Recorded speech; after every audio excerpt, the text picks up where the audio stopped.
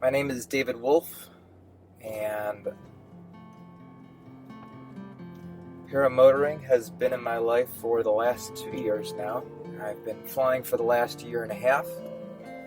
It's really more than just a hobby or a sport, whatever you want to call it. It's been a lifestyle change for me.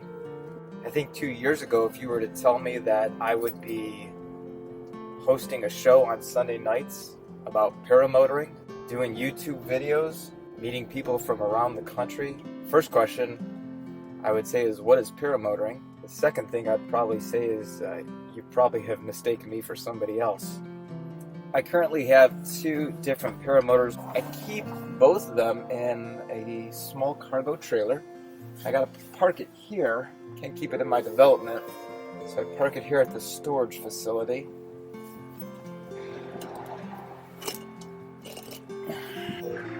So it's kind of dark in my trailer here, but you can see there's the trike with the Fresh Breeze, and over here is the Atom 80 with the Maverick frame. Right now our world is dealing with the coronavirus, so that's put a stop to a lot of our plans this year. Got a lot of work today, won't be flying today unfortunately. I grew up in Cleveland, Ohio. No one in my family was in aviation.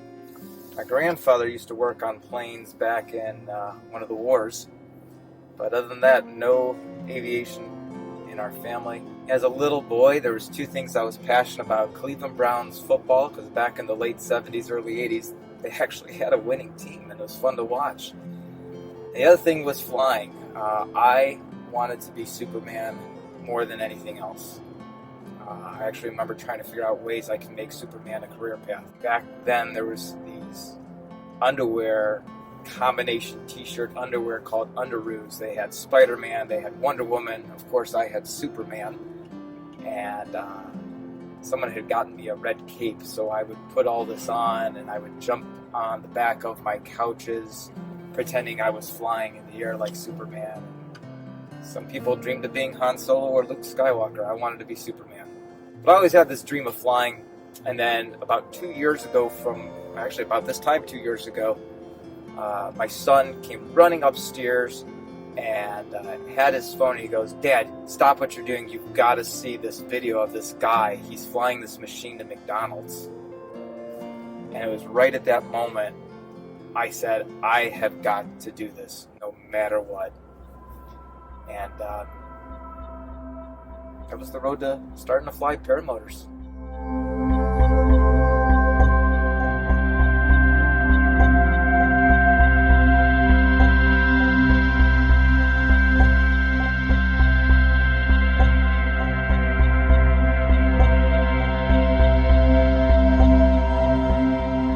Well, it is Sunday night. It is about 7 o'clock right now. It's about an hour before we go live with our Paramotor Nation, our show on Sunday night. We've been doing this a little bit over a year, and we're down in the basement. This is the room where we do the shows. It's not a glamorous studio by any means, but it's got 3 litter boxes in it, and treadmill, and this is the studio. So in here I've got a couple lights, 1, 2, 3 lights in front of me. I got a little switch here, turns on my lights. Got this big green screen behind me. Got my microphone set up here and my board. I've got Zoom. This board over here is what starts up the show live on YouTube. Anyhow, I'm going to get this set up here and get my co-hosts and my guest tonight. We have Chris Holbert on and Todd Scandrett. Easter. For those of you that do celebrate Easter, happy Easter to you. And, speaking of the Easter Bunny, Chris Holbert is here as well. Chris Holbert, how you doing? That had nothing to do with the What's up, buddy? How are you? Good. Happy Easter, everyone. Thank you. Thanks for being here. Tell us about how you got into the sport, going from motorcycle racing and why you decided to go into powered paragliding. Yeah, so it started with, I guess we could start with road racing was kind of my passion. It was the thing I loved to do the most. That's where I had the most fun, So I did that for a while. I was a motorcycle instructor at the Mid-Ohio Sports Car Course, where we taught people how to run a race line and how to become. Oh, this is the after show of our Paramotor Nation. I see everybody's waving. There you go.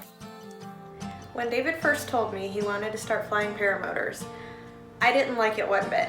I was worried about the finances, I was worried about the safety.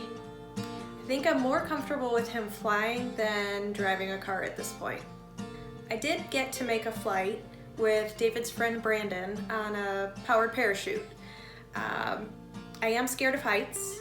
However, while I was up there, I wasn't very scared. I thought it would be a little worse than it was, but I really enjoyed it.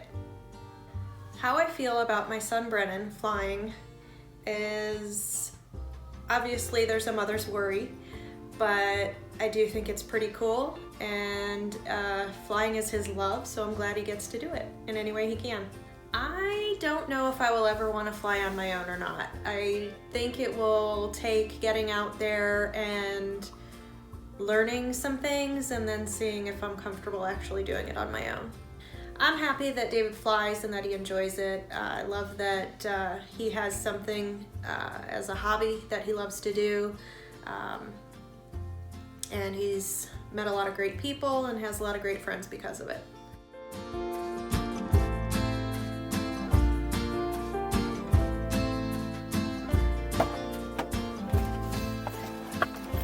Oh, hey. How's it going? So last night after the show with Chris Holbert, I got a message from one of the guys that was watching the show. One of the things that he really was having a struggle with was the buy-in of going into paramotoring with his family. Not so much the cost of it, although there's that too, but more so of his wife wasn't really on board, his kids really didn't care to be a part of it, and it was kind of just feeling like it was him. You know, the thing that's worked for Jenny and I, and as Jenny will tell you, she was not keen on the idea of me flying a paramotor. But the thing that works for us is that Jenny and I both know that we will support each other in our dreams, whatever it might be. So to be able to do this, to be able to fly, was unbelievable for me. And I think that's something that you need to talk about with your spouse if you're having struggles getting buy-in from your family, that if this really is a dream for you, or if maybe there's something else that's really a dream for you, then that's what you need to pursue. You know, we only have one life to live, and we want to live each life to the fullest. And if your dream is flying up there, that's what you should do. That's what I think, at least. And there's not a day I regret flying a paramotor. Not one. There are 3 parts to every flight: the launch, the flight itself, and the landing. The launch is my favorite of the 3. There is great pride in laying out the wing perfectly and thoroughly going through a pre-flight checklist. Each launch has its own challenges. Today, it is 30-degree temperatures and no wind. It will take a long run to get off the ground today. I make my last preparations. Take a deep breath. Chest out. Elbows back. Inflate. Release. Control. Posture. Power. Pressure. And you're flying.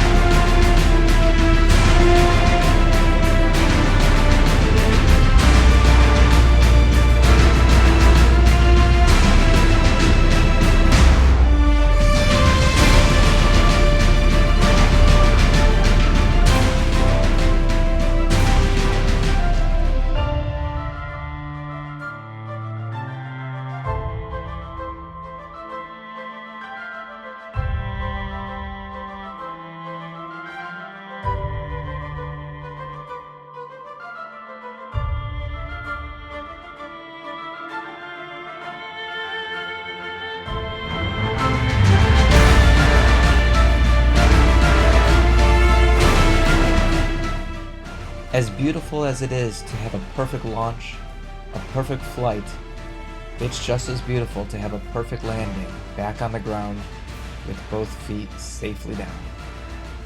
On the next episode of This Crazy Paramotor Life, we will reflect on paramotor training, my start on the trike, and later into foot launching, my earliest flights, my own personal triumphs, as well as some of my greatest mistakes. And we will begin to ask some of the most recognized US pilots the 2 questions that every pilot has a different answer for. Find out what those questions are on the next episode of This Crazy Paramotor Life.